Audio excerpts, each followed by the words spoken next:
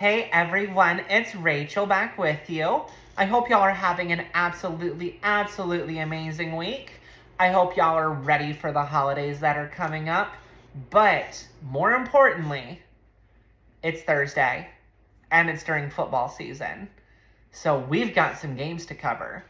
But before we do, I just want to mention, y'all, I'm shooting at a 60% clip this season of the games. I've been doing these pick shows all season long, and so far I am picking 60% of the games correctly.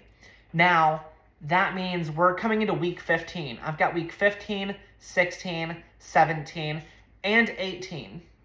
Yeah, 18. To get my number up there. So, shoot, if I can move the needle 5 to 10%, I'd be happy. So, let's get to it.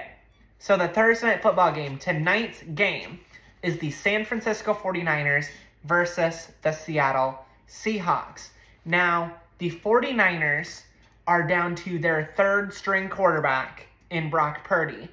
But last week, he left the game. I think it was abs and oblique. Listed as questionable for tonight's game. But I'm hearing from sources close to Brock Purdy that he's gearing up to play. That he was put on the injury report more as a precaution than anything, and that he is playing tonight. If Brock Purdy plays, I think the 49ers are going to walk away with this W. If Brock Purdy doesn't play, they're going to be playing their fourth string quarterback in Josh Johnson. And y'all, Josh Johnson is an amazing journeyman. He has been, I think he's on his, 11th team? But, now obviously that takes some talent, but I don't think he'd be able to hold up against the Seattle Seahawks. So, I'm very much expecting Brock to play based off of what I'm hearing. If Brock plays, the 49ers get that W and, lock up this division. Then we have games this week on Saturday. Y'all, I cannot tell you how excited I am to have games on Saturday. But this Saturday, we are starting off with the Indianapolis Colts versus the Minnesota Vikings. The Vikings are coming off of that loss against the Detroit Lions. The Indianapolis Colts, they're kind of riding that struggle bus as well. Coach Jeff Saturday mentioned that Matt Ryan will stay the starter for now versus the Vikings. And y'all, if we already made that switch from Matt Ryan to Sam Ehlinger back to Matt Ryan, if we're even debating going back to Sam Ehlinger, that's not good. That's not good. If you have two quarterbacks, you have none. That's the old adage, and y'all, the Minnesota Vikings got this W. That Minnesota Vikings defense, they've struggled a little bit, but, against the Indianapolis Colts and their no quarterbacks at this point, the Vikings are getting the W. And then we have Baltimore versus Cleveland. Y'all, Lamar Jackson, he's not playing. Tyler Huntley sounds like he's playing, but remember, he did leave last week with an injury as well. Over in Cleveland, Deshaun Watson looked a little bit better in his second game. He did, actually have offensive drives that produce points, so progress. In this game here, I'm giving it to Cleveland just because I don't trust a backup quarterback all that well, especially against Myles Garrett. Just being real. And then we have the Miami Dolphins versus the Buffalo Bills. Y'all, I am really looking forward to this game. That division, the AFC East, has been lights out. Both those two teams, they are two playoff teams. No question in my mind. That is two playoff teams. In this game, though, I think it is going to go to the Miami Dolphins purely based off of Tyreek Hill. That Miami Dolphins offense has been next level. Tyreek Hill and Jalen Waddle are a massive 1-2 punch. And it's difficult for any secondary to keep up with that. Then we move to Sunday's slate of games. On Sunday, we have the Atlanta Falcons versus the New Orleans Saints. The Falcons are going to start their first round pick, Desmond Ridder, at quarterback. It'll be his first game. It'll be his first start.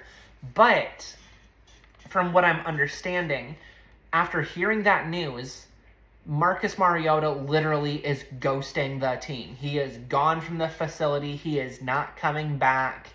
And with Desmond Ridder under center, having a mentor like Marcus Mariota on the sideline would be very, very, very beneficial, but does not sound like that's going to happen. Meanwhile, the New Orleans Saints, their offense has struggled, their defense has struggled, their coaching staff has struggled. It sounds like Dennis Allen might be out after one season, but somehow in this game, I'm still giving the nod to the New Orleans Saints. This whole division is a mess. The fact that one of these teams is going to host a playoff game makes me absolutely sick. But hey, it's the rules. It is what it is. This game here, though, it's going to go to the Saints. And then we have the Philadelphia Eagles versus the Chicago Bears. Y'all, this is literally a game where you have the best team in the league versus the second worst team in the league. Do I need to say more than that? The Philadelphia Eagles are getting a win. Then we have the Detroit Lions versus the New York Jets. This is a game of two teams fighting for their wild card lives. The Jets are in, but just barely. The Lions are out, but just barely. This game here, Detroit's defense has been scrappy. Their offense has been very scrappy. But they're going up against the Jets, who Mike White has that swagger. Mike White has that swagger. That Jets D is nothing to scoff at. That Jets D is actually very, very, very good. But Mike White did leave last game with a rib injury to come back, only to get knocked out again before making a comeback. Zach Wilson is going to be back on the active roster. He is going to be Mike White's primary backup, where the last couple weeks it has been Joe Flacco. My big question here is in Mike White. How healthy is Mike White? If Mike White takes a couple hits from Aiden Hutchinson, is he going to get back up? This game here, just because of quarterback stability, I'm giving it to the Detroit Lions. Yes, there may be a little bit of bias here, but I don't care. I'm going with the Detroit Lions because I am that bought in to the Detroit Lions. And then we have the Dallas Cowboys versus the Jacksonville Jaguars. Y'all, Dallas barely snuck by the Houston Texans last week. Meanwhile, Trevor Lawrence had his coming out party. He is establishing himself as a force in the NFL for years to come. I'm coming out. Sorry, I had to. But in this game, I'm giving it to the Dallas Cowboys. I think the Dallas Cowboys are really going to start to kick it up a notch here in the next couple weeks, leading to their playoff run. And then we have the Pittsburgh Steelers versus the Carolina Panthers. Now, with the Pittsburgh Steelers, is Kenny Pickett going to be under center? We don't know. Is Mitchell Trubisky going to be under center? Again, we don't know. Kenny left with a concussion. The NFL is really cracking down on concussions. So who knows if Kenny will be playing. That said, Sam Darnold has been, showing some momentum with this Panthers offense, really wanting to prove that, he can be a starter or a, spot starter in this league. I'm giving Carolina the W here. In this matchup, I just believe in the Panthers to get it done here. We have the Kansas City Chiefs versus the Houston Texans. Fun fact, the Kansas City Chiefs actually used to play in Houston. I think, no, it was Dallas. It was in Texas. I know that. I know it was in Texas. Eons ago, but now they're obviously in Kansas City. This game here, it's going to go to Kansas City. Houston, they've been, living and dying by Damon Pierce, but he is not playing. So their primary running back going into the game is going to be Rex Burkhead. Their quarterback is going to be Davis Mills. Their best receiver is going to be Brandon Cooks. When you consider that they are going up against Marcus Mariota, Isaiah Pacheco, Jerick McKinnon, Juju Smith-Schuster, Mecole Hardman's coming back, and we haven't even mentioned Travis Kelce, Kansas City gets it done. This one's going to be a blowout. It's not going to be close. And then we have the Arizona Cardinals versus the Denver Broncos. Y'all, this game is a snooze fest. You have the Denver Broncos offense, which has been absolutely horrible. You have the Arizona Cardinals, who no longer have Kyler Murray. Kyler Murray is on IR after tearing his ACL, so they are starting Colt McCoy at quarterback. Now, y'all, I love Colt McCoy. I'm a big-time Texas football fan. Colt McCoy is one of my favorite quarterbacks to ever walk through Texas. That being said, Denver is going to get the W here, purely based off of that defense. I don't think Russell Wilson's going to win the game for him. I think it's going to be all on that defense.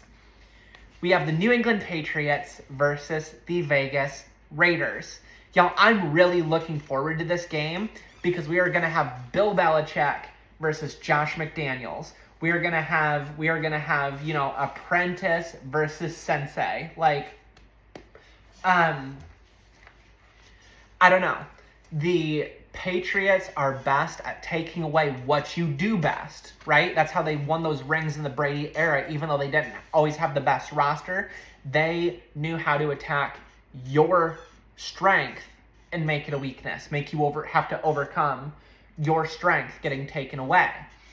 That being said, though, I just don't see much of a way that the Patriots are going to be able to stop Josh Jacobs, who has been absolutely on fire this year, Devontae Adams, and the returning Darren Waller and Hunter Renfrow. That's going to be a tall task. I see this game being very close, but I do see it going to the Vegas Raiders. Then we have the Tennessee Titans versus the LA Chargers. And y'all, as long as the Chargers have Keenan Allen and Mike Williams, I think they're one of the best teams in the league. The Chargers, they have obviously underperformed this year, but that's because they had so much inconsistency at the wide receiver position. But it looks like Allen is healthy. It looks like Williams is healthy. This game here is going all bolts. Chargers getting the W here. We have the Cincinnati Bengals versus the Tampa Bay Buccaneers. One of those games where we have the old guard versus the new guard. We have Tom Brady versus Joe Burrow. We have, Mike White and Charles Godwin versus, Mike Evans and Charles Godwin versus Jamar Chase and T. Higgins. Now, in this game here, it does sound like Hayden Hurst, the Bengals tight end, is not going to be playing. But in this game here, I'm still giving it to the Cincinnati Bengals, purely based off of Joe Burrow, Jamar Chase, T. Higgins, and Tyler Boyd. That Cincinnati offense is rolling. I don't think anyone right now wants to play the Bengals, just being real with you. And then we have Sunday Night Football. We have the Washington Commanders versus the New York Giants. Now, we'll remember the Commanders and Giants tied, 2 weeks ago? So I'm really looking to see how this game turns out. My opinion of this game, the Commanders had the Giants on the ropes. We just ran out of time.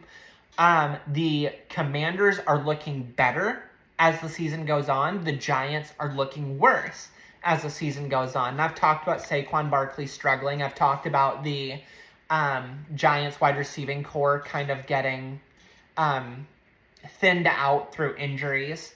And y'all, I think it's just going to continue to carry on here. I think the Commanders are going to walk away from this game with a W. I think it's going to be close, but the Commanders are going to get the win on Sunday Night Football. And then we have Monday Night Football. We have the Green Bay Packers versus the LA Rams.